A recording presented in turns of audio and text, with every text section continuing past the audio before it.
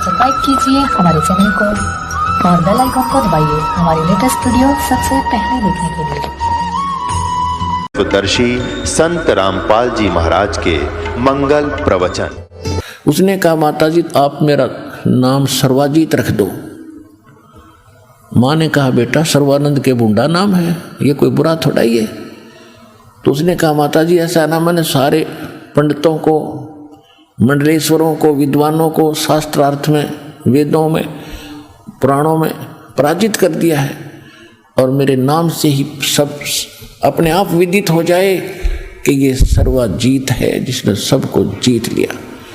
माता बोली, बेटा एक काम करे, क्योंकि माता जी ने सर्वानंद का भी ज्ञान सुन रखा था और भगवान से भी सुन रखा हो ज्ञान, दिन रात का अंतर आसपास भी नहीं था विद्वानों का ज्ञान, तो ब्राह्मणों का या हमारे धर्म गुरुओं का। तो उसने कहा, बेटा ठीक है, तेरा सर्वाजीत नाम रख दूंगी, पर एक विद्वान को और पराजित कर दे। वह सर्वानंद कहने का, कौन है माता? वो कि कबीर जी, कबीर भगवान मेरे गुरु जी। तो कहा करता, माता जी तो आपने कहाँ से नाम ले लिया? लोग मेरी हंसी कर रहे हैं कि तेरी माँ तो ब्राह्मण होकर के और शूद्र से नाम ले रखा है, तो बात करता है विदुता की। और चल ठीक है, आप कहती हो तो मैं उसको तो 2 मिनट में पराजित कर दूंगा, वो तो अशिक्षित है, पढ़ा लिखा है नहीं। माता बोली, बेटा ठीक है, वो तेरी मर्जी, कितनी देर में पराजित करिए, पर एक काम करना, लिखवा के और उनकी अंगूठी दस्तक होने चाहिए बेटा, वो ना मानू मैं, यदि तू आके कह दे मैंने पराजित कर दिया। सर्वानंद पहुंच गया वहां पर, क्योंकि साथ में रखा करता वो सारे वेद ग्रंथ, 4 वेद, 18 पुराण, श्रीमद् भगवत गीता, उपनिषद, और एक बैल के ऊपर जैसे गधे का बोरा होया करे ऐसा एक थैला डाल लिया करता था उस पर, और सारे उसमें लाद के और बैल को साथ लेके चलता था। जून का महीना जुल्हाओं की कॉलोनी में जाना, क्योंकि परमात्मा से शास्त्रार्थ वहीं हो सकता उसके घर पे, क्योंकि तुमने यूं सोचा था मैं गया आया, वैसे 2 मिनट ना तो शास्त्रार्थ के लिए समय रखा जाता है, कोई स्थान निहित किया जाता है, उसने जल्दी होगी, ठीक फटाफट उसको हरा दूंगा और माँ से सर्वाजीत नाम रखवा लूंगा। वो जा रहा था, रास्ते में उसको भयंकर प्यास लगी जुल्हाओं की कॉलोनी में प्रवेश करने के बाद, और वहाँ जुल्हाओं का एक कुआं था, वहाँ परमात्मा की मुँह बोली बेटी कमाली जल भरे थी, पानी निकाल रही थी, घड़ा भरे थी अपना। कमाली कौन थी? परमात्मा ने एक शेख तकी नाम का सिकंदर लोधी राजा का पीर था मुसलमान, उसकी ने कोई ऐसी बात कही थी परमात्मा से सिकंदर लोधी के सामने कि मैं इसको जब मानूंगा तो मेरी बेटी को मृतक है कब्र में दबा रखे, इसको जीवित कर दे कबीर भगवान।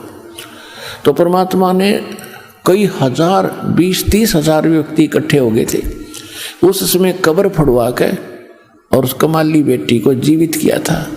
कई हजारों की संख्या में कबीर साहब के शेष हुए थे इस चमत्कार को देखकर। तो उस लड़की को परमात्मा ने कहा था, जा बेटी अपने पिता शेख तकी के साथ। तब लड़की ने कहा था, 1.5 घंटे प्रवचन करे थे कि हे जनता के लोगों, बहनों और भाइयों, ये अल्लाह अकबर है। मैंने भी इनकी 4थे जन्म पहले इनकी शरण प्राप्त हुई थी और उसमें मैंने 4 वर्ष इसकी भक्ति की थी इनकी, मुझे सारी याद आ रही है। फिर मैंने छोड़ दी थी, उस भक्ति के कारण मुझे 4था जन्म मिला था मनुष्य का, और वो भी बस इतना ही था जितना मैं भोग चुकी थी। 13 साल की आयु में मैं मर चुकी थी, अब मुझे अन्य योनि में जाना था, पशु पक्षियों के शरीरों में। और इन्होंने आज मुझे पुनः धर्मराज से छुटवा के मेरा जीवन दान दिया है। ये अल्लाह अकबर है, ये पूर्ण परमात्मा है। और शेख तकी आपने अपना जीवन नाश कर दिया, कर्म बिगाड़ दिए पिताजी, तो नकली आदमी है। और मैं आज मुझे अपना असली पिता मिल गया, अपने असली पिता के साथ रहूंगी, इस नकली रिश्ते तो मैं जा चुकी थी। तो वहां कई हजारों ने दीक्षा ली।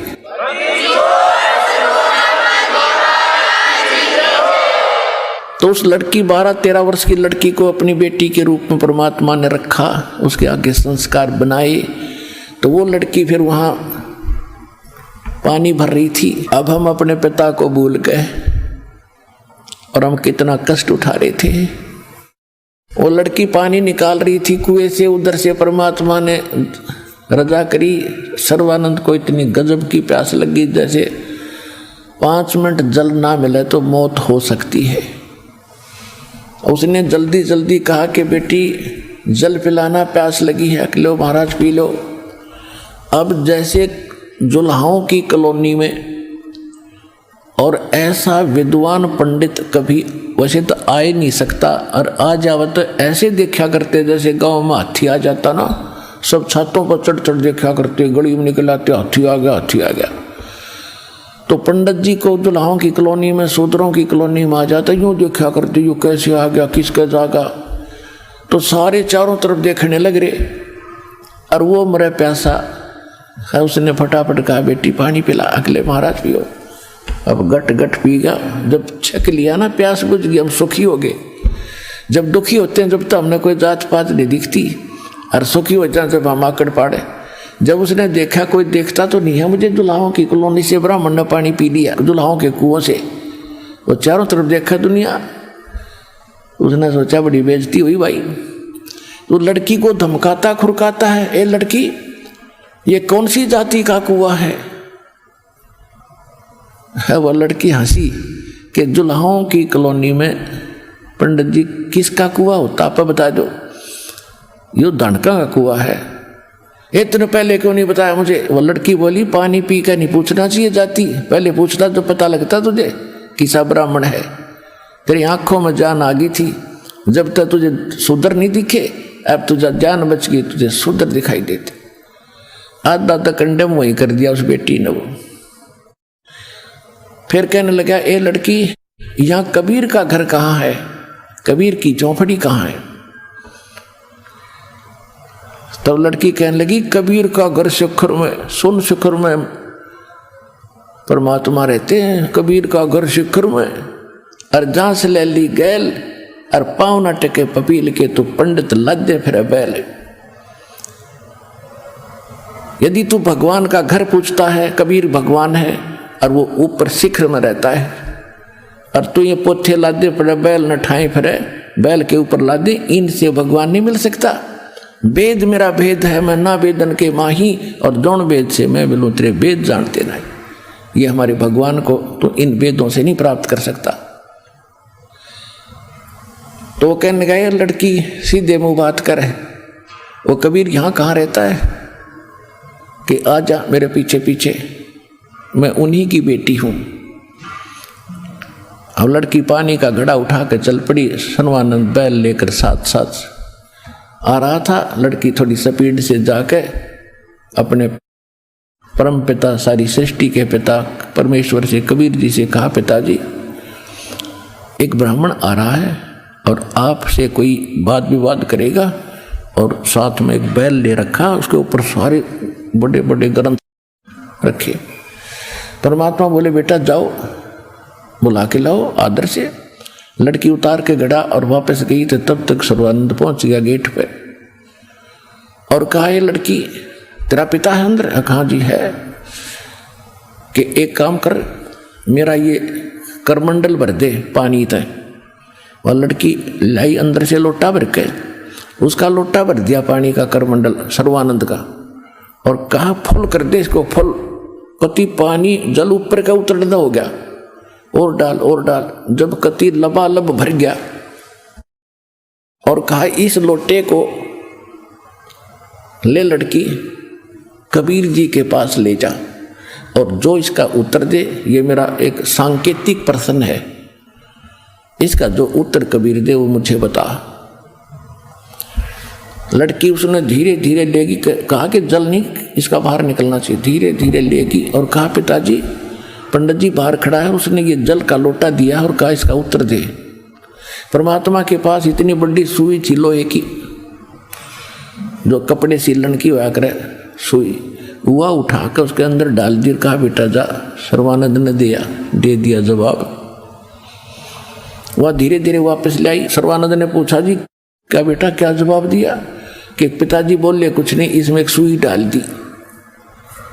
सर्वानंद उस लोटे को लेकर अंदर गया। कहने लगे, कबीर जी तूने मेरे प्रश्न का क्या उत्तर दिया? परमात्मा बोले, आपका जो प्रश्न था उसी का मैंने उत्तर दे दिया। आपका प्रश्न क्या था? तूने बताया कि मैंने इस भारतवर्ष के सभी विद्वानों को पराजित कर दिया है और मैं ज्ञान से ऐसे परिपूर्ण हूं जैसे ये जल का लोटा लबालब भरा है। इसमें अगर कोई और जल डालेगा तो बाहर ही जाएगा, इसमें स्थान नहीं है। मैं ऐसे ज्ञान से फुल हूं, मेरे साथ वाद विवाद करने की आवश्यकता नहीं है। और मैंने अपनी माँ से अपना नाम सर्वजीत रखवाना है। उन्होंने कंडीशन रख दी कि मैं आपसे शास्त्रार्थ करके आपको पराजित करूं और तब वो मुझे सर्वजीत नाम रखेंगे। तो इसलिए मैं आपको सतर्क कर रहा हूं कि मेरे साथ वाद विवाद करने की आवश्यकता नहीं है, मैं ज्ञान से परिपूर्ण हूं। परमात्मा बोले, अब मेरा उत्तर सुन ले। मेरा ज्ञान इतना वजनदार है, ऐसा सॉलिड है, जैसे मैंने सुई डाली तेरे लोटे का पानी बाहर निकल गया, इसके तले में जाकर बैठ गया सुई। मेरा इतना गजब का ज्ञान है, तेरे सारे ज्ञान में बाहर फेंक देगा और तेरी छाती में बैठ जा। मेरे पास ऐसा ज्ञान है।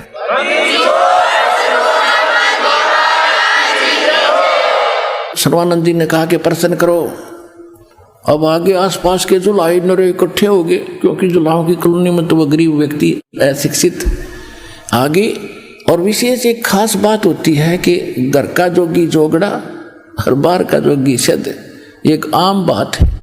कॉलोनी के लोग कबीर साहब को महत्व नहीं देते थे और बाहर के उस पंडित ने सोचा करते, यूँ सोच रहे थे कि आज कबीर को खूब हरा के जागा, यूँ बड़ा विद्वान आ रहा है और कबीर जी को आज देखना इसके छक्के छुटा के जाएगा पंडित जी।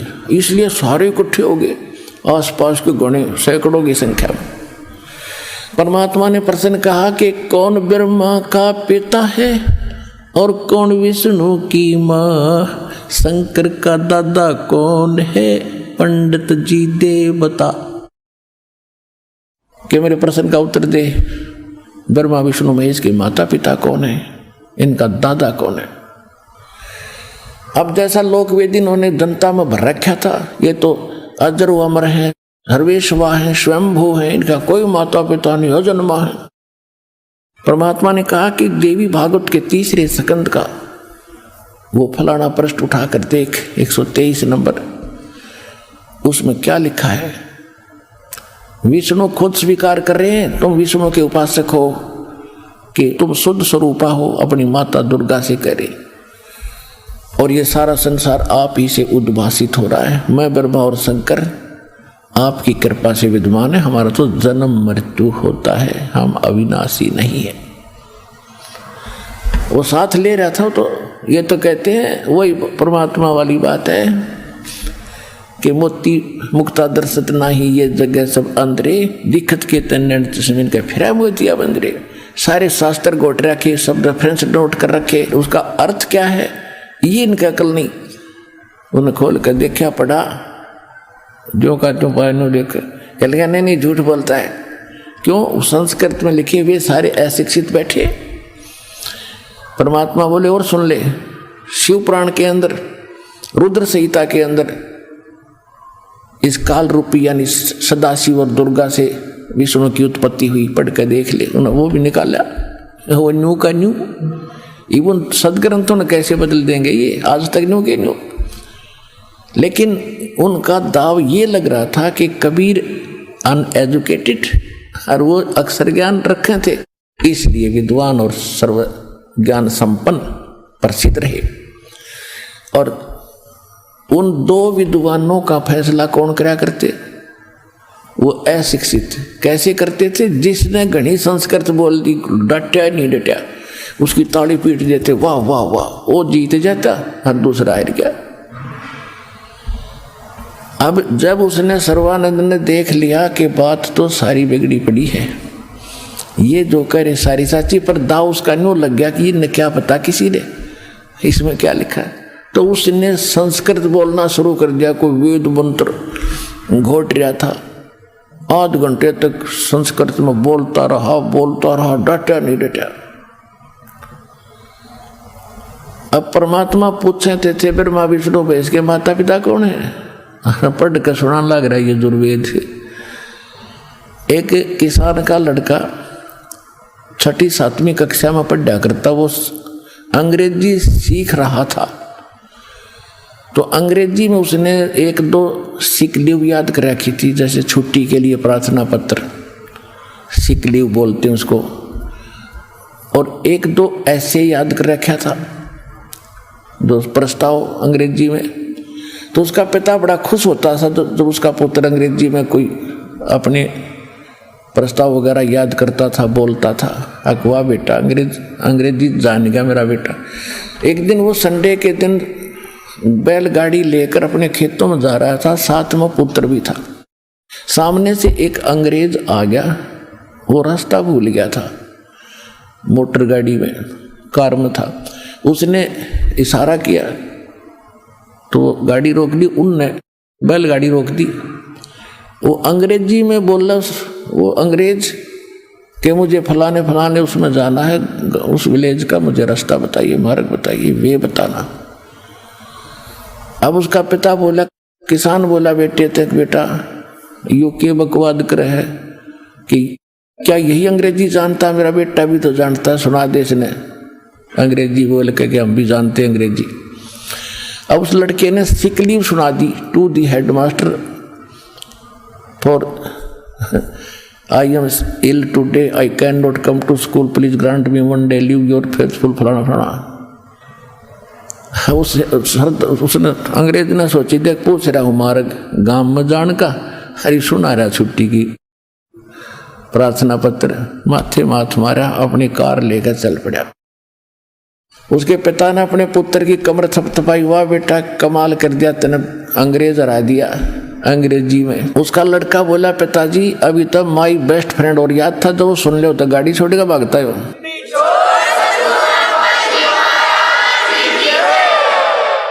ये तो सिक लीव तो डर गया, 4 अक्षर 4 लाइन थी। तो अगर वो सुना देता ना माई बेस्ट फ्रेंड, तो गाड़ी छोड़ कर भाग जाता।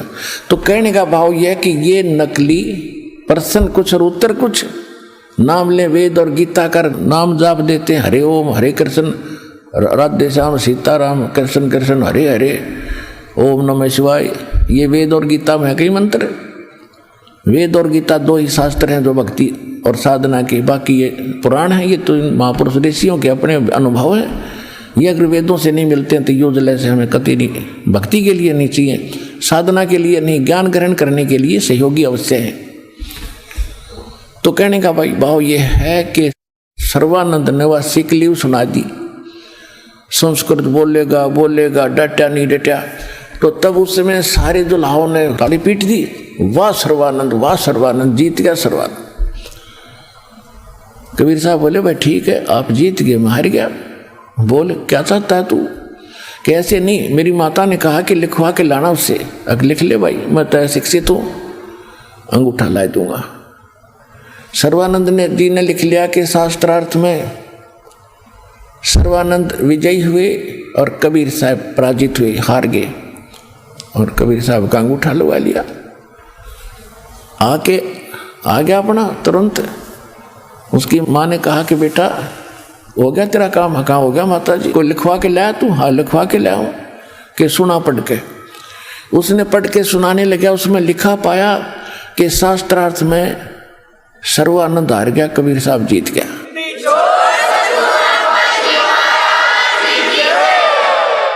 उसने पढ़ते दिया फटाफट।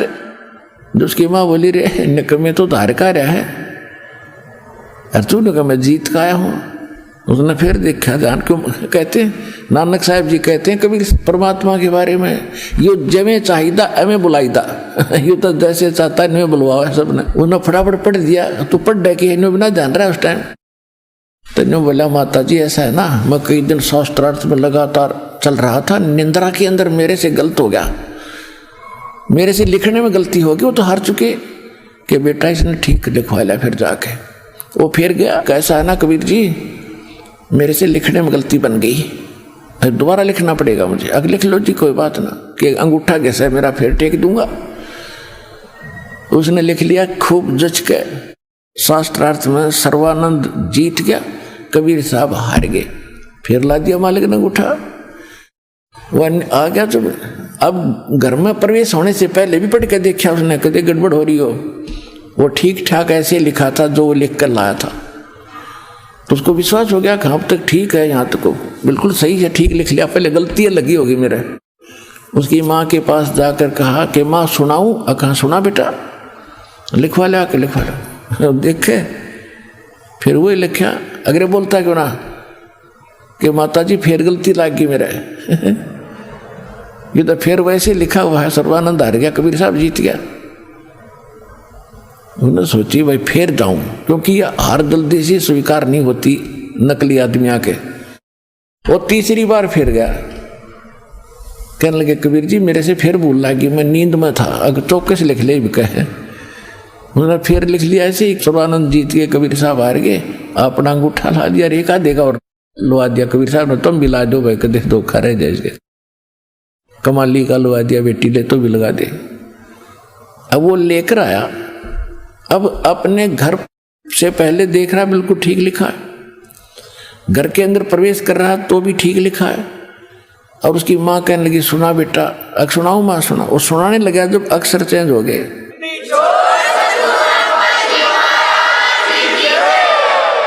अक्षर चेंज हो गए और बैठ गया न्यू का न्यू बाई कति। उसकी माँ बोली रे बोलता क्यों ना, तेरी बोलती क्यों बंद होगी? अब विद्वान बोल। न्यू बोला माँ पता नहीं क्या चक्कर है, लिख कर लाता हूँ ठीक, यहाँ कर पता नहीं कैसे हो जाता है। न्यू बोली बेटा ये अक्षर ये नहीं बदले उसने, सच्ची बता तू हार काया है? कहाँ हार काया हूँ मैं, कति हार काया हूँ माँ। अरे मेरा भी दिल डग गया जब यो चमत्कार देखा। वो उसकी माँ बोली बेटा यो भगवान है, तेरा चौंध लागी ब्राह्मण कुल में जन्म होते।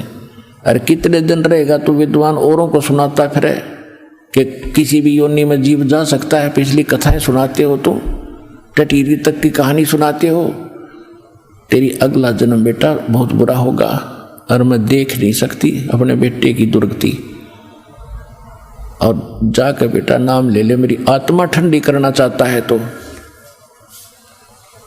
कहने लगा मैं जाऊं कैसे, शर्म आवे मेरे को, तू साथ चल मेरे। कहा बेटा चल चलूंगी। जब जाकर उसका रोग कटवा के लाई पंडित जी का कि नाम लियो मेरे बेटे ने, महाराज कल्याण करो तेरे पुत्र का। अब सर्वानंद ने नाम लिया।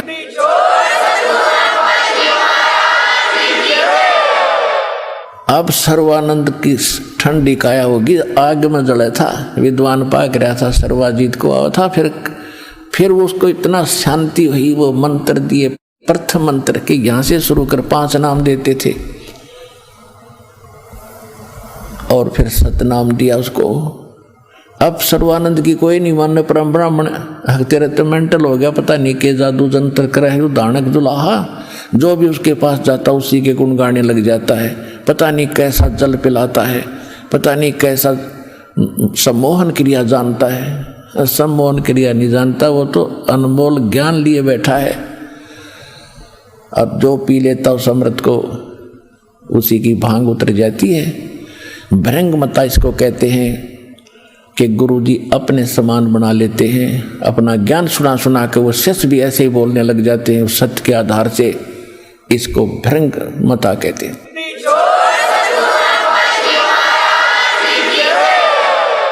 पुण्यात्माओं इतने सुख दिए भगवान ने। एक दिन मालिक चर्च कहीं सत्संग कर रहे थे, एक वैश्या थी गणका, और वो भी रात्रि के समय जब सत्संग सुना रहे थे दाता एक आंगन में बैठ के किसी भगत के, और उसका कहीं आसपास ही मकान था उस माई का, बहन का, वैश्या का। अब उसने रात्रि के समय परमात्मा की कथा चर्चा सुनी अपने महल में कि भक्ति बिना ये दुख होता है, भक्ति बिना ये दुख होता है, इस जीवन में ऐसा अपना प्रारब्ध भोग रहे हैं, अगला जन्म बहुत बुरा होगा, पशु योनियों में जाना होगा। अरे भले पुरुषों मनुष्य जीवन तो परमात्मा ने भक्ति के लिए दिया है, तुम कहाँ बर्बाद कर रहे हो। तो उस लड़की के मन में एकदम खटक लगी, क्योंकि आत्मा तो भगवान की है, कसाई की भी आत्मा परमात्मा की है, लेकिन संस्कारवश कोई बुरे कर्म में वो लग गया, वो दुर्भाग्य है। और संत उसी को कहते हैं जो इन कर्मों से छुड़ा के और सतमार्ग पर लावे। चाहे कोई कितना ही पाप कर चुका हो, भगवान के पास तो पावर है, कितना ही पापी हो उसको साफ करेगा और फिर मोक्ष दे देगा। लाल का कोई खराब नहीं होता, लाल अगर टट्टी में गिर जाता है, कीचड़ में गिर जाता है, जौहरी को मालूम होता है कि इसका कुछ नहीं बिगड़ा, इसको साफ करूंगा और जेब में डाल लूंगा, करोड़ों का है। तो हम इस संसार के पाप कर्मों के कीचड़ में पड़े हैं। ये लाल है आत्मा परमात्मा की, वो जो कितना ही गंदा हो रहा है उसको तुरंत धोकर सत्संग रूपी जल से और अपनी जेब में डाल लेता है।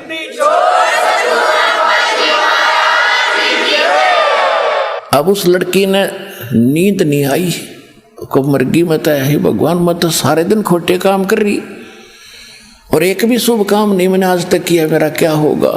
कांप गई आत्मा। और वो लड़की नहा धो के स्नान करके सत्संग में आकर बैठ गई। अब परमात्मा सत्संग सुनाने के बाद वो लड़की खड़ी होकर बुरी तरह रोने लगी। उसने अपना परिचय अब बताया। परमात्मा बोले, कौन है बेटी, क्यों रो रही है, क्या दुख है तुझे। कि हे मालिक, मैं महापापणी और दुष्ट औरत हूँ, मैं इस सभा में आन जोगी भी नहीं हूँ, लेकिन मैं रोक नहीं सकी आपके ज्ञान को सुनकर। क्या मेरे जैसी दुष्टा का भी उद्धार हो सकता है परमात्मा ने कहा, बेटा अब कितना ही मैला कपड़ा हो, साबुन अगर श्रेष्ठ है तो मैल उतार देता है। मेरे पास वो साबुन है सतनाम का। कोई कितना ही पापी हो, यदि गंदा कपड़ा साबुन और जल के टच में नहीं आओगा तो साफ कैसे होगा। क्या बात है बेटी, बता कौन है तू, क्या दिक्कत है। तो उसने बताया, जी मैं वैसा हूँ, गणका हूँ, और आज मैंने आपका ज्ञान सुना दाता, मैं रोक नहीं सकी अपने आप को, और क्या मेरा भी पापने का उद्धार हो जाएगा। होया बड़ा बेटी, आत्मा जागी, नाम जाप कर और बुराई दे छोड़, बेटी भक्ति कर, हो गया पार। वो सुप्रसिद्ध वैसा थी उस नगर की, मालिक ने नाम दे दिया। अब वहाँ सैकड़ों की संख्या में भगत बैठे थे, माई भी बैठी थी। परमात्मा ने दीक्षा दे दी। अब हम इतने नालायक हैं, क्योंकि सब जो आते वहाँ सुखी तो हो ही गए थे, उनके सारे कष्ट वो भूल भाल गए थे। 64 लाख से सो चुके थे।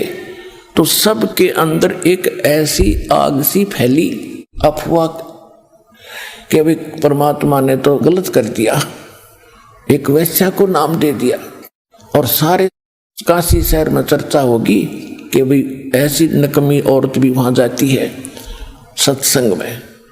सब जगह उन्होंने ये सब अपनी भक्तों में सब जगह फैला दी। अब जब वो सत्संग में आने लगी, क्योंकि जिसने देख लिया कि मेरे तक घने खोटे कर्म से, वो तो साबुन और जल को ज्यादा प्रयोग करता है, वो ज्यादा सत्संग में आने लगी। तो सत्संग के संगत के अंदर एक फुसर होने लगी। उस लड़की को खुरकाने लगे निकम्मे सी टाइप के कि तू यहाँ मत आया कर, बेइज्जती कराओगी गुरु जी की, यहाँ मत आया कर, तू दुनिया तुझे जानती है जैसी है। अब वो जा कैसे वहाँ से, उसका तो बात बिगड़ गई और किधर ठिकाना नहीं। उसने एक दिन मालिक से अर्जी लगाई कि दाता मैं कहाँ जाऊँ अब। क्या बात बेटा, कि यहाँ आती हूँ तो ये कुछ भक्त आपके से भाई कहते हैं तू यहाँ मत आया कर, तूने सारे चर्चा का विषय बना दिया, गुरुजी की बेइज्जती करावेगी और ऐसे ऐसे। तो परमात्मा फिर सत्संग में ज्ञान सुनाने लगे, सामूहिक तरीके से बताया करते। भाई कुष्टी होवे संत बंदगी कीजिए, हो वैसा के विश्वास चरण चित दीजियो। अरे भले आदमियों, यदि कोई अपराधी है, यानी अगर वो सत्संग में आवे नहीं गा तो वो कैसे छोड़ेगा अपराधों को। अब मैला कपड़ा है, जल से टच नहीं होगा, साबुन नहीं लगेगा तो कैसे स्वस्थ होगा। और यहाँ तक बताया कि यदि सत्संग में किसी का कोड लग गया हो और सारा चाम उसका कटा पड़ा हो और वो भक्ति कर रहा हो ना, उससे नफरत मत करना, उसने नाम ले रखा है, उसको हेट ना करना, उसको प्रणाम करना, उसको आदर से बोलना, क्योंकि वो भक्त है। परमात्मा कहते हैं राम रटत कोढ़ी भलो, चू चू पड़े जो चाम, ये सुंदर शरीर किस काम का, रामुख नाही नाम। और उधर से कहते थे हो वैसा का विश्वास भगवान का, तो चरण चित दीजिए, उसको एक अच्छी आत्मा मान लिया, उसको गण का मत समझना। अब जैसे गीता जी अध्याय नंबर 9 के श्लोक 30 में भी लिखा है कि अर्जुन, अति से दुराचारी व्यक्ति भी यदि सच्चे दिल से भक्ति कर रहा है तो उसको महात्मा तुल्य मानना चाहिए। ठीक है, कभी ना कभी बुराई छोड़ देगा, गलती होगी कि इंसान पे हो जाती है, और अगर इस मार्ग पर आएगा नहीं, लगेगा नहीं, तो वो बुराई छूटेगी कैसे। बहुत बार दाता ने कहा, लेकिन हम इतने ढीठ हैं, अपनी सोच न ऊपरे रखें, फिर भी ऐसे सुर होती रही। परमात्मा ने सोचा कि इन जो 64 लाख का ये झुंड मेरे साथ लाग गया, इनको सुख हुआ, इनका सुख हुआ तो ये मुझे भगवान मानते रहे, आज मैं कह रहा हूं इनका असर नहीं हो रहा। तो परमात्मा ने सोचा सुर क्या लिया, सुसरिये कह दूं। रविदास जी जो थे कबीर साहब के बहुत निकट रहते थे। रविदास जी चमार जाति से थे, परमात्मा जुल्हा जाति से थे। वैसे तो जाति तो हमने बना रखी है, तो महान आत्मा थे, पर जिस कॉलोनी जिस ग्रुप में रहते हैं वो नाम स्वयं तय पड़ जाता है, कोई बात नहीं, जैसे भी। तो उन्होंने कहा, रविदास जी बहुत विश्वास करते थे भगवान की एक एक बात पे। रविदास जी से कहा कि एक हाथी ला किराए पे एक दिन खातिर, और केवल हाथी लाना, पहलवान की जरूरत नहीं, आप उस हाथी के पहलवान बन जाना, यानी ड्राइवर। और उस लड़की को कहा, बेटा तो डेली आकर सत्संग में तुझे कोई रोक के मना बताना। वह आगे आके बैठा है मेरे पास, तेने बाहर को बकवास कर देगा नालायक। तो वह रोज आती, सब आगे बैठाते भगवान और ज्ञान सुनाते बेटी को, उसकी आंखों में आंसू पड़े, क्योंकि वो तो सुखी हो गए थे, जिन बकवास भागी वो तो अभी ताजा दुखी थी। तो एक दिन उसने कहा, बेटा तू कल ऐसे करना, पूरा हार श्रृंगार करके और मेरे साथ चलना। का अच्छा महाराज, आपकी बेटी कहीं ले चलो। परमात्मा ने, कबीर साहब ने एक बोतल के अंदर गंगा जल भर लिया, जैसे वाइट वाइन होया करे, सफेद कति शराब देसी हाथ काट के बना करते पहले, ऐसी लगे, और हाथी पर बैठ गए। आगे रविदास जी हाथी न चलाने वाले, और बीच में रविदास का आगे नमो, वो लड़की बीच में, और कबीर साहब उसके पीछे लड़की के, और उस लड़की के कंधे पर हाथ रख लिया और बोतल ले लिया हाथ में, ढक्कन खोल कर ला लिया मुंह, और कहा भी इसने उस मेन बाजार में काट दे। इस हाथी ने वहां ले चल, जो काशी का मेन बाजार है, जहां ज्यादा भीड़ है। रविदास जी ने हाथी वहीं से निकाल दिया, और कबीर साहब लोग गंगा जल पियो हैं, और लड़की के कंधे पर हाथ धर कर नो कर रहे। अब जो देखे वो ये 100 गाड़ दे कि हम पहले कहा करते वहाँ एक वैसा ऐसी गंदी औरतें जाती हैं, देखो रही दुल्हा भ्रष्ट हो गया, देखो आज सच्चाई ऊपर आ गई, लोगों देखो सारे काशी के लोग बड़े बड़े। अब जो परमात्मा के शिष्य थे उनको वो काशी वाले लोग कहने लगे, आज जो दिखाऊं थारे कारनामे तेरे गुरु जी के, अब देखो यो क्या हो गया, हम कहा करते ना पहले। तो मूर्ख क्या कहते हैं कि मैं तो कभी कभी जाया करता, मन्नत नाम छोड़ दिया था पहले ही। कोई कहता मैंने तो झंडू ले जाया करता, मैं तो वैसे कभी कभी जाता था। यानी सारे के सारे 64 के 64 लाख इस घटना से ऐसे गए जैसे पलड़े से मेंढक कूद जाया करे। परमात्मा सत्संग में सुनाया करते थे, रे मूर्ख आदमियों, जब तुम्हारे पैर टूट रहे थे तब तो मैं भगवान था, आज मैं मूर्ख हो गया। एक वैसा को साथ बैठा के अपनी बेटी को ज्ञान सुना रहा हूं, आज भगवान नहीं रहा। तो परमात्मा ने उनकी वह फड़क निकालनी थी और उनकी परीक्षा करनी थी, तुम कितने विश्वासी हो और कितना भगवान को पहचान पाए हो। हम इसी बात में मार खाएंगे। हम भगवान को भगवान नहीं समझ पाए, और जब तक हम परमेश्वर कबीर साहब को भगवान नहीं समझकर डट के भजन करेंगे, इतना पार नहीं हो सकते। लेकिन मालिक दयालु हैं, वो तो दयालु हैं, उनको मालूम था कि ये चार्ज कर दिए जितने चाहिए थे, भक्ति इनकी करवा दी, प्रथम मंत्र का जाप करा दिया, और अब ये खा लो धक्के पार तो ये हो नहीं सकते जब ये ऐसा घटना इनके मन में, क्योंकि वो श्रद्धा बनी नहीं। गुरु मानुष कर जानते ते नर कहीं है अंध, ओहे दुखी संसार में फिर अग काल के फंद। जब तक हम गुरु को भगवान के इक्विवेलेंट नहीं मानेंगे तब तक मोक्ष नहीं हो सकता। अब जहां भी देखो सारे हाहाकार मच गई। अब क्या हुआ, उधर से घूम घाम कर सारे बाजार में वह लड़की, परमात्मा ने फिर क्या किया कि जा बेटी तू तब अपने घर में भी आता हूं, तेरे पास ही आता हूं मैं, तेरे उस ठिकाने पे। अब क्या किया दाता ने, एक अर्जुन सर्जन नाम के दो शिष्य थे, वो मक्का मदीना गए हुए थे, वो मुसलमान थे, उनके शिष्य हुए थे और कति समर्पित थे परमात्मा पे 100%। वो घर त्याग के, और उनका नाम भी मालिक, उन्होंने कहा था हमें ये मुसलमान नाम बदल के ये सिंपल नाम रखो कोई हमारा, तो अर्जुन और सर्जुन नाम उनका रख दिया था। वह शिष्य बन गए थे और शादी नहीं करा रखी थी उन्होंने। तो जब वो वापस आए तो सभी ने, सब वहां तो आग लग रही, सब जगह चर्चा का विषय यही। तो अर्जुन सर्जुन को उनके गुरु भाई मिले कि गुरु जी कहाँ हैं, कि गुरु जी बैठे हैं भाई वैश्या के घर पे। क्या मतलब कि गुरु जी का तो भाई बुढ़ापे में दिमाग चल गया, उम्र घनी होगी, और वैश्या के से संपर्क में आ गए। वो तो शराब पीकर सूर्या हाथी पर घूम रहे थे। अर्जुन सर्जुन का यह बात दची नहीं रहे, मूर्खो तुम बात क्या कह रहे हो, तुम्हारी जीभ कट जानी चाहिए, तुम गुरु जी के बारे में ऐसे बोल रहे हो, क्या बकवास कर रहे हो, तुमने समझा क्या?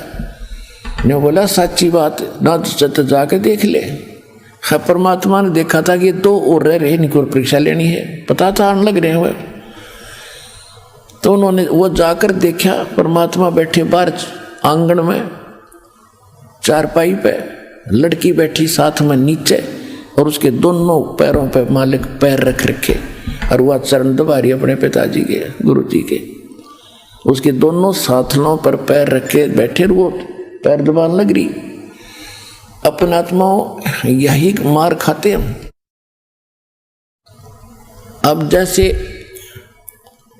दास, इस दयानंद था, महर्षि दयानंद, इसके विषय में एक बड़ी कथा सुना करते, बड़ा ब्रह्मचारी था और ज्ञानी था, परम आत्मज्ञानी था।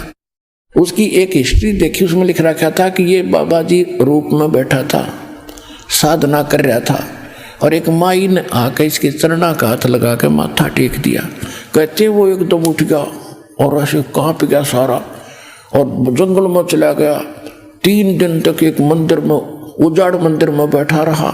जब उसका मन शांत हुआ, इतना और त्यागी बैरागी और इतना औरतों से दूर भागता था। अरे बड़े आदमी, आत्मज्ञानी कह सकते ऐसे व्यक्ति को। जैसे सांग होया करते, सांग गांव में, और उसमें पहले क्या था, लड़के ही लड़कियों का रोल करते थे। लड़कियों जैसे अंग आर्टिफिशियल लगा करके वो लड़की का रोल करके डांस करते थे। एक नया लड़का दूसरे साथी के साथ सांग देखने चला गया।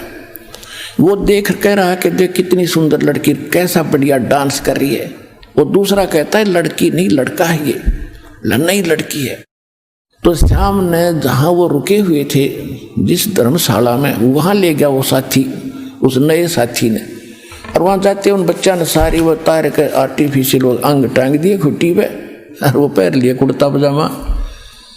जब उसका जच्ची रही तो लड़का था, लड़की नहीं थी। अगली बार अगले दिन तो सांग देखने गया, उसका वो भाव नहीं था कि वो लड़की है, और नो तो नहीं होता कुंगर नाचा है, ये लड़का डांस करे, लड़की नहीं है। तो उसने वो सवजाती दिखाई दे रहा था, जब पहले विजाती नजर आ रहा था, जब तक उसको ज्ञान नहीं था। तो इसी प्रकार जब हम आत्म तत्व में आ जाएंगे, ये दो कवर ऊपर के नहीं दिखेंगे, अंदर आत्मा का रूप दिखाई देगा।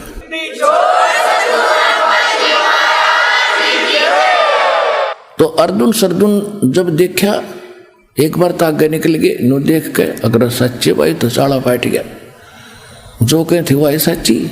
गुरु जी तक किस स्थिति में बैठे हैं, फिर वापस आए, फिर हिम्मत सी करके अंदर चले ही गए दोनों। अब अर्जुन सर्जुन गुरु जी को कह रहे हैं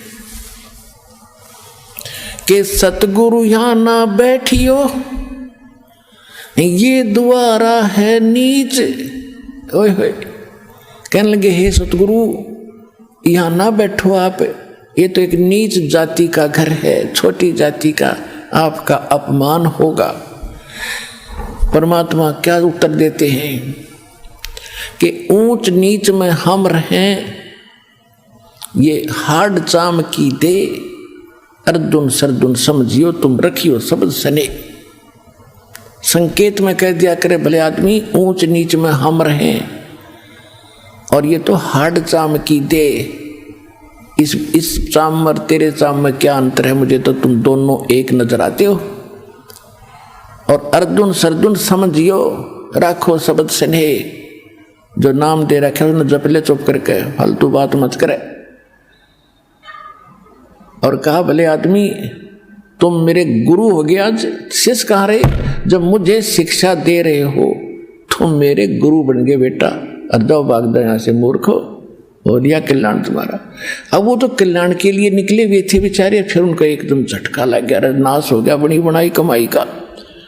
चरणों में गिर गए, वहीं पर हे परमात्मा हमारी तो बुद्धि खराब कर दी, सारा संसार बकवास करे आपके बारे में, वो तो गुंडा हो गया, वगैरह भले आदमी हो। परमात्मा बोले फिर तुमने मुझे क्या जाना, संसार की बात में आकर तुम ऐसे मेरे से दूर हो गए, तो फिर खाक भगत और के देखा तुमने, तुम तो साथ रहो, समाज को तुम मैंने तुम्हारी फड़क निकालनी थी, ये बकवास करा करते थे, एक लड़की आती है फलाना थी, क्या समझा तुमने, मैं इतना जितना गिर गया, और तुम मुझे इतना निकम्मा मान बैठे, जो जब तुम भगवान दिखाई दूं था तुमको, तेरे सौ सुखों थे। सर्जुन अर्जुन का जमीन नीचे से खिसकती नजर आई, क्योंकि वो तो उद्देश्य मालिक के लिए निकले थे। कहने लगे दाता घनी गलती बन गई, घनी नीच हम। और ये उनको पता लग गया था कि फिर ऐसे संत सतगुरु मिले ना मिले, और फिर जन्म होगा ना जाने कब होगा, या तो गई हाथ ते डोर छूटे भगवान, बात बिगड़ेगी। चरणों में पकड़ कर बुरी तरह रोए, वहीं पर है परमात्मा कोई विकल्प बताओ दाता। परमात्मा बोले भाई ईब तुम्हारा इस शरीर से वो बात नहीं रह सकती बेटा, कितनी बात बना ले, आपका वो भाव नहीं बनेगा, क्योंकि आपके अंतःकरण में वो मलिनता घर कर चुकी है। अब मेरे इस शरीर से तुम्हारा कल्याण नहीं हो पाएगा। अंडरस्टूड है। कहते हैं ये धागा प्रेम का मत तोड़ो चटकाए, और टूटे से फिर मिले नहीं, और मिले तो गांठ पड़ जाए। गुरु शिष्य का नाता इतना गजब का होता है, इसमें दोष आ गया तो फिर बात बनेगी नहीं जल्दी से। इसको कति गुरु परमात्मा तो होना चाहिए, परमात्मा में दोष नहीं हो सकता। हम अपने दोष दूसरों में देखते हैं। जैसे एक चोर किसी एक नेक आदमी के घर पे चला गया, वो नेक आदमी तो सो गया, उसको खाना खुना खिला गया, क्यों अपने जैसा जाने था नेक आदमी यात्री है, रात्रि में पैसे निकाल कर चला गया। और एक उसी चोर के घर कोई एक नेक व्यक्ति यात्री बनकर आ गया, रुक गया, उसने भी खाना खिला कर चोर ने उसको सिला दिया, वो सो गया ठाठते, और चोर सारी रात जागता रहा कि कहीं रात ने चोरी ना कर ले जा, क्योंकि वो दोष चोर में था, उस महान आत्मा में नहीं था जो यात्री था। अब वो कहने लगे परमात्मा हमारा कल्याण कब होगा। तब उन्होंने कहा कि संवत 1774 में एक मेरी आत्मा छुड़ाड़ी में जन्म लेगी, और जब वो जन्म लेगी तब मैं वहां आऊंगा और उसको मिलूंगा, और उससे फिर तुम दीक्षा लेना जब तुम्हारा कल्याण होगा। अब वो अर्जुन सरजुन वो तो संवत 1575 में परमात्मा से शरीर चले गए। फिर उन्होंने कहा कि भगवान हम इतने समय तक कैसे रह पाएंगे इस शरीर में। तो उन्होंने कहा कि भाई मेरा आशीर्वाद है तुम्हारा शरीर बना रहेगा। अब उन्होंने क्या किया कि जब संवत 1774 निकट आई तो वो यहाँ खरकोदा के पास एक अमायूपुर गांव है। खरकोदा जिला सोनीपत के अंदर एक अमायू गांव है। उस अमायू गांव में आके और किसी भगत के यहाँ रहने लगे। काफी वर्द शरीर हो गया था, लचर पचर। और फिर उन्होंने वहाँ रहने लगे कि भाई उन्होंने क्या बताया था कि दिल्ली से 30 मील लगभग पश्चिम की ओर वहाँ मैं आऊँगा। गांव नहीं बताया था जब तक। और वहाँ तुम्हें आप कारण बन जाएगा, पता लग जाएगा। तो हमायूपुर गांव में रह रहे थे। और जब परमात्मा गरीबदास जी को मिल चुके थे और उनको सब परिचित करा दिया था, फिर ऐसी प्रेरणा करी उनके सपने में दिखे दाता अर्जुन और सरजुन को कि अर्जुन और सरजुन तुम छुड़ानी जाओ, वहाँ मैंने तुम्हारे दीक्षा की व्यवस्था कर दी है। छुड़ानी गांव में जाओ। अब वो सुबह उठे, दोनों ने एक दूसरे से बता के आज तो भाई गुरु जी दिखे थे और छुड़ानी गांव बतावे थे, वहां कोई आए हैं और उनसे दीक्षा लो। उसका नाम भी बताया, गरीबदास नाम है उनका। उन्होंने जिस भगत के वो घर पर रहा करते थे उनसे पूछा भी यहाँ कोई छुड़ानी गांव है। उसने बताया जी है छुड़ानी गांव, एक छोटा सा गांव है और यहाँ से थोड़ी दूर है, यानी 30 किलोमीटर होगा। 30।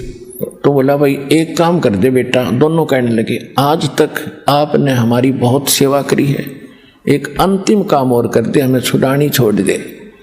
उसने बैठा के अपनी बैलगाड़ी में उन दोनों को और वहाँ छुड़ानी जा छोड़ा। छुड़ानी जाके पूछा कि गरीबदास कौन है। उधर से परमात्मा ने प्रेरणा गरीबदास में की थी। उनकी भी दिव्य दृष्टि खोलती थी कि आ जाओ भक्त, मैं तुम्हारी इंतजार कर रहा था, आ जाओ, बताओ क्या काम है। कि महाराज सारी कथा बता दी, मुझे सब पता है, दीक्षा लो, तुमने बहुत बड़ी गलती करी थी अर्जुन सरजुन, भगवान पर संत पर भगवान के तुल मानना चाहिए। कहा जी बस गलती घनी बन गई, उसी का भोग रहे हैं। उन्होंने नाम लिया, मैंने 2 महीने वहाँ रहे और वहीं शरीर छोड़ के दोनों उनकी समाधि बना रखी थी। अब तो आप फोड़ फाड़ दी छुड़ानी। तो पुण्यात्मा उधर से क्या हुआ कि कबीर साहब के पीछे सारा काशी के लोग पीछे पड़ लिए। और उसी दिन ये सिकंदर लोधी दिल्ली का बादशाह भी काशी बनारस में गया हुआ था। और परमात्मा जानबूझ कर उस दिन छेड़े थे कि इनकी परम पावर हो, यहाँ पर पूरी सुप्रीम पावर आ रही हो। अब सारे काशी के मुल्लार काजी हिंदू सारे इकट्ठे मिलकर सिकंदर लोधी के पास पहुंचे, जहां वो रेस्ट हाउस में रुका हुआ था वीर सिंह के पास। वीरदेव सिंह बघेल वहां का राजा था। तो उन्होंने सब ने जाके कहा कि भगवान हमारा तो घर से निकलना दूभर हो गया, सरेआम वैश्यावर्ती शुरू होगी आपके राज में, और ऐसे ऐसे हाथी पर बैठकर शराब पी कर वैसा लेकर घुमा एक दानक दुल्हा कबीर। अब देखो सकल सिकंदर लोधी की, उसका रोग दूर किया, ऐसा बुरा हाल था, हाहाकार मची थी, और उसके सामने ऐसे चमत्कार करके दिखाए, और फिर भी जनता के डर से वो फिसल गया। अब तेरा तो राज उजड़ जाएगा। अब कहीं ऐसा ना हो जनता सारी भड़क जा। सिकंदर लोधी ने कहा लाओ पकड़ कर, कौन है वो। अब ले गए पकड़ के। सिकंदर लोधी ने जनता को दिखाने के लिए कि मैं वो अपने हाथों में थकड़ी और पैरों में बेड़ी और गल में एक लोहा बहुत भारा तोक डाला करते, वह डाल दी। और सबने कहा कि इसको गंगा में डालकर डबो के मारेंगे। सारा काशी के लोग, राजा सिकंदर लोधी सब चले गए। एक जनता का अगर राजा की के चल ये काजी मुल्ला और ये हिंदुओं के धर्मगुरु सारे, उन्हें पता लग गया कि आज दुश्मन मरेगा, क्योंकि परमात्मा ने सबके छक्के छुड़ा दिए थे ज्ञान में। आइए अब हम उन श्रद्धालुओं के अनुभव जानते हैं जो जगत गुरु तत्वदर्शी संत रामपाल जी महाराज जी से दीक्षा प्राप्त कर चुके हैं तथा उनके द्वारा बताए गए भक्ति मार्ग पर चल रहे हैं। नमस्कार सर। नमस्कार सर, क्या नाम है आपका? अनिल नायक। अनिल नायक जी, आप कहाँ के रहने वाले हैं? मंदसौर जिले के मल्हारगढ़ तहसील से और बरखेड़ा पाला गांव है। सर, संत रामपाल जी महाराज से नाम दीक्षा आपने कब ली? सर, हमने नाम दीक्षा 2016 में ली संत रामपाल जी महाराज से। सर, संत रामपाल जी महाराज से नाम दीक्षा लेने से पहले क्या आप कोई भक्ति साधना भी करते थे? सर, रामपाल जी महाराज की शरण में आने से पहले हम ये आर्य समाज करके है, तो उसमें हम कम से कम 30 साल से रहे और उसमें एक गायत्री जाप के लिए पुस्तक देते थे, उसमें 1 लाख जाप करना थे और हम वहाँ पे ओम का जाप के लिए भी वो पुस्तक देते थे, तो उसमें जाप करते थे और आर्य समाज में जाते थे। पेट में गैस ट्रबल इतना हुआ कि हमें जो उदयपुर का इलाज भी करवाया और वहाँ से कोई रिलीफ नहीं हुआ। फिर उसके बाद में हमने कहीं पे ये देवी देवताओं के भी चक्कर लगाए, फिर भी कोई आराम नहीं हुआ और हमारे ये यहाँ पे सिर में लगने के कारण और इतना सिर दर्द होता था और ऐसे बहुत परेशानी झेलनी पड़ी। डॉक्टरों को भी दिखाया तो डॉक्टरों ने माइग्रेन की बीमारी बता के और हमको बोल दिया कि ये आपको टेबलेट हर दिन खाना पड़ेगी और ऐसे हम गोली खाते रहे और दुख बढ़ता गया और इस कारण हमारे आहार नली में अल्सर हो गया। तो फिर हमने डॉक्टरों के पास जाना भी बंद कर दिया और फिर है जो ऐसे ही हम है जो दुख झेलते रहे। सर, आपने बताया कि आप आर्य समाज की बताई हुई भक्ति साधना करते थे। 1 लाख गायत्री मंत्रों का जाप आपको दिया गया था, वो भी आप करते थे। उस भक्ति साधना से आपको कोई लाभ नहीं मिला, बल्कि आपको गैस की परेशानी हो गई। आपने कई हॉस्पिटलों में इलाज कराया, फिर डॉक्टर ने आपको माइग्रेन की समस्या बता दी, उसके साथ साथ आपको अल्सर भी हो गया। तो इन सब परेशानियों से जूझते हुए आपको संत रामपाल जी महाराज की जानकारी कहाँ से मिली?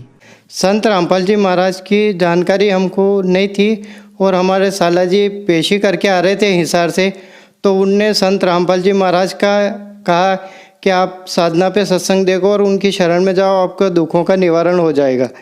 फिर हमने बोला कि वहाँ कितना पैसा लेंगे? सब धर्मगुरु 1000 से ऊपर तो उनका ये दान रहता कि नाम दीक्षा का पैसा लगता है। तो हम फिर उनकी कहे अनुसार वो बोले कि भाई कि वहाँ चलो, आपको कुछ भी पैसा नहीं लगेगा, 1 रुपया भी, खाना पीना सब फ्री है। फिर हम उदयपुर गए और वहाँ से हमने संत रामपाल जी महाराज की शरण में आए और नाम दीक्षा ली। सर, संत रामपाल जी महाराज से नाम दीक्षा लेने के बाद क्या आपको कोई लाभ भी प्राप्त हुए? जी सर, उसके बाद में हमको माइग्रेन जो बीमारी थी ये यहाँ पे लगने के कारण हमारा सिर दर्द होता था, तो वो बीमारी इतनी एकदम गायब हो गई कि हमको पता ही नहीं चला। अल्सर था पेट का, वो बिल्कुल एकदम नॉर्मल हो गया और हमारे गोलियां खाने के कारण है जो ये फेफड़ा खराब हो चुका। उदयपुर के डॉक्टर बड़ी हॉस्पिटल में गए, वहाँ पे हमको डॉक्टरों ने साफ कह दिया कि आपका ये फेफड़ा 50% खराब हो चुका है। फिर उसके बाद में हम निराश हो गए, तो गोली भी खा रहे, तो हमारे साले जी ने बोला कि आप वहाँ चलो, तो गुरु जी की शरण में आए, संत रामपाल जी महाराज की शरण में। तो इस दास को आज कोई तकलीफ नहीं है और शरीर से बिल्कुल स्वस्थ है ये दास। पहले में हार्ड वर्किंग वजन वाला कुछ भी काम नहीं कर सकता था, सिलाई का काम ये दास करता था, तो 2 घंटे 4 घंटे सिलाई करता था और आज ये दास ये 15 घंटे सिलाई का काम करता। ना पेट में गैस बनती है, ना अल्सर है, ना कुछ सिर दर्द है, ना ये सीने में कुछ भी दर्द है और आज बिल्कुल रामपाल जी महाराज की शरण में हूँ, तो मैं बिल्कुल स्वस्थ हूँ। हमारी पत्नी के सिर में लगने के कारण उनके इतना सिर दर्द होता, हम अहमदाबाद बहुत इलाज करवाया और उनके है जो माइग्रेन बताया और फिर वो टेबलेट खाई, तो उनके है जो पेट में है जो गाल ब्लैडर की पथरी बन गई।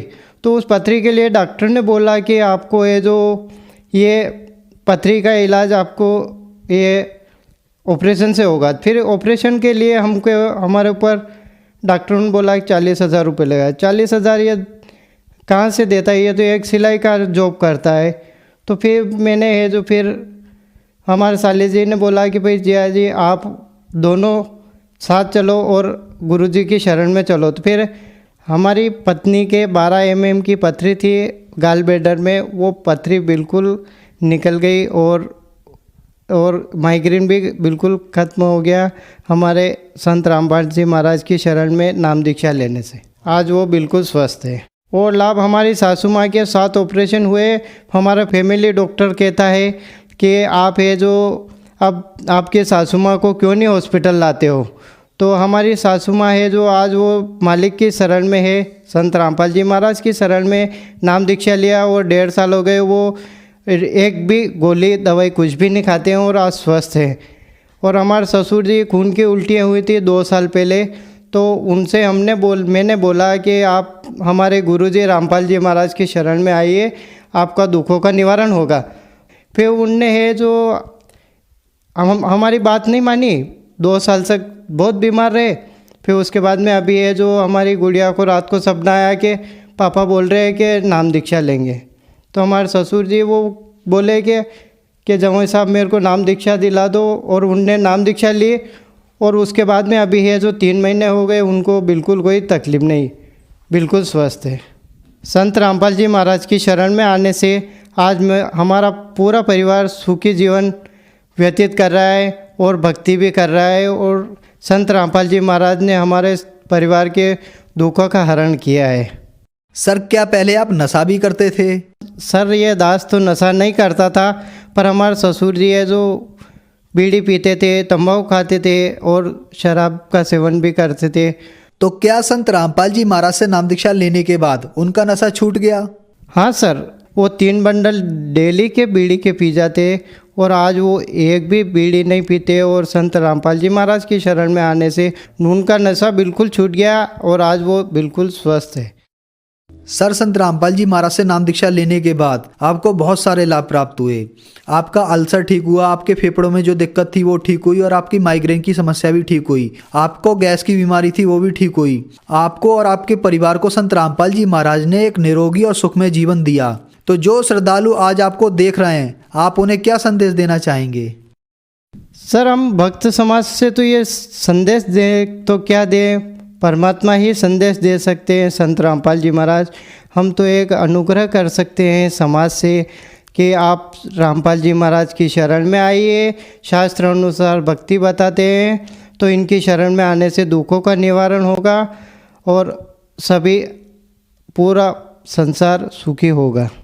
सर संत रामपाल जी महाराज से नाम दीक्षा कैसे प्राप्त की जा सकती है? संत रामपाल जी महाराज से दीक्षा लेना बहुत ही आसान है। आजकल भक्त लोग बहुत सेवा कर रहे हैं, पुस्तक सेवा, और टीवी पे सत्संग आता है, उसके नीचे पट्टी चलती है, उस पट्टी पे पूरा एड्रेस लिखा हुआ होता है, फ़ोन नंबर लिखे होते हैं, उस पर कॉल करिए और घर बैठे पुस्तक आएगी। और 1 महीना सत्संग देखिए और ज्ञान समझिए और रामपाल जी महाराज की शरण में आइए और अपने दुखों का निवारण करिए। धन्यवाद सर। सत साहिब।